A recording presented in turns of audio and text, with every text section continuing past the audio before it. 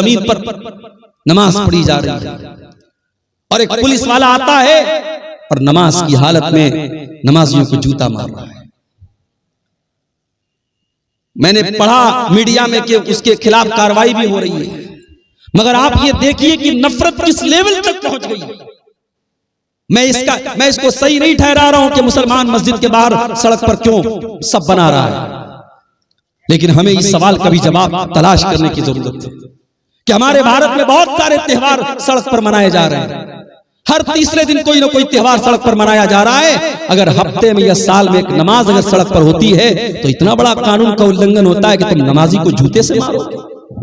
इसका मतलब ये हुआ इस्लाम के दुश्मनों को अगर चिढ़ है तो आपकी नमाज से, उनको नफरत है तो आपके शायर से, उनको नफरत है आपकी इबादत से, आपकी नमाज से, उन्हें आपसे नफरत नहीं है। आप इस्लाम छोड़ दें, आप उनके रंग में रंग जाएं, आप शिर्क करने लगे, आप उनके बुतों के आगे सजदा करने लगे, आप उनकी नजर में महबूब हो जाएंगे।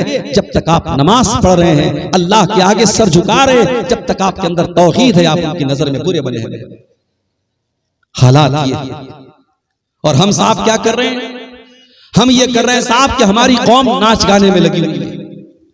अभी मैं एक इलाके में तकरीर करने गया, पूरा इलाका अहले हदीसों का इलाका है।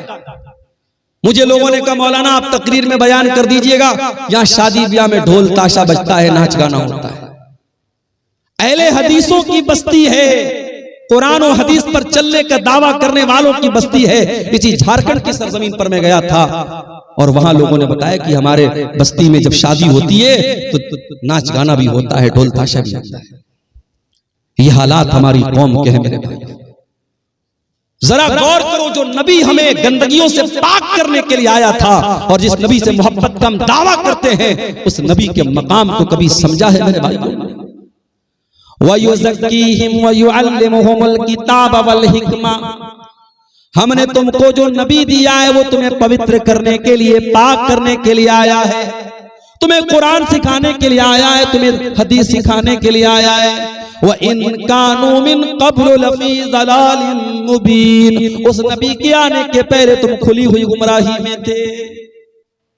एक सहाबी अल्लाह के नबी के पास आते हैं, अय अल्लाह के नबी मैंने इस्लाम लाने के पहले बहुत सारे गुनाह किए हैं, अय अल्लाह के नबी क्या मेरे गुनाह सब के सब तौबा से माफ हो जाएंगे? आपने फरमाया अत्तौबतु तादिमु मा क़ब्लहा, तौबा से पहले तुमने जितने गुनाह किए थे, सच्ची तौबा करने के बाद सारे गुनाह माफ हो जाएंगे। अय अल्लाह के नबी मैंने अपने हाथों से अपनी बेटी को जिंदा जमीन में गाड़ा था, मैंने अपनी बेटी को दफन किया था, अपनी बेटी को, अपनी मासूम बच्ची को अपने हाथों से कत्ल किया था, उसको गड्ढे में डाला था, उसको कब्र में जिंदा डाल दिया था। अय अल्लाह के नबी क्या मेरा ये गुनाह भी अल्लाह ताला माफ कर देगा? सहाबी बयान कर रहे हैं, आंखों से आंसू बह रहे हैं, अपनी मासूम बच्ची को याद करके रो रहे हैं। नबी अकरम की आंखों में भी आंसू आ गए। आपने फरमाया ऐ मेरे सहाबी, अल इस्लामु यहदिमु मा क़ब्लहु व तादिमु व तौबतु तादिमु मा क़ब्लहा, इस्लाम लाने के पहले तुमने जो गुनाह किए थे, इस्लाम लाने के बाद वो सारे के सारे माफ हो जाएंगे, और तौबा करने से पहले तुमने जो गुनाह किए थे, तौबा करने के बाद सब माफ हो जाएंगे। नबी अकरम तो इन रस्म और रिवाज को खत्म करने आए थे।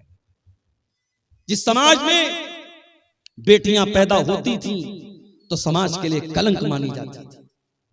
बेटी पैदा होती थी, बेटी के बाप का चेहरा काला पड़ जाता था। अल्लाह ताला ने कुरान में नक्शा खींचा है, वइज़ा बुश्शिरा अहदुहुम बिल उन्सा ज़ल्ल वजहुहु मुस्वद्दन व हुवा कज़ीम, जब उसको बशारत सुनाई जाती थी तेरे घर में बेटी पैदा हुई है, तो बाप का चेहरा काला पड़ जाता था। यतवारा मिनल कौमि मिन सूइ मा बुश्शिरा बिही, वो अपनी कौम को अपना चेहरा नहीं दिखाता था। अयुमसिकुहु अला हुनिन यदुस्सुहु फित्तुराब, कि क्या करूं अगर इस बेटी को पालता हूं तो समाज में जलील होना पड़ेगा, और दूसरा रास्ता यह कि अपनी बेटी को जिंदा जमीन में गाड़ दूं। वो जिंदा जमीन में गाड़ देते थे। मेरे नबी ने आकर के बताया कि नहीं, बेटी जमीन में गाड़ने वाली चीज नहीं है, बेटी तो रहमत होती है, बेटियां तो अनमोल होती है।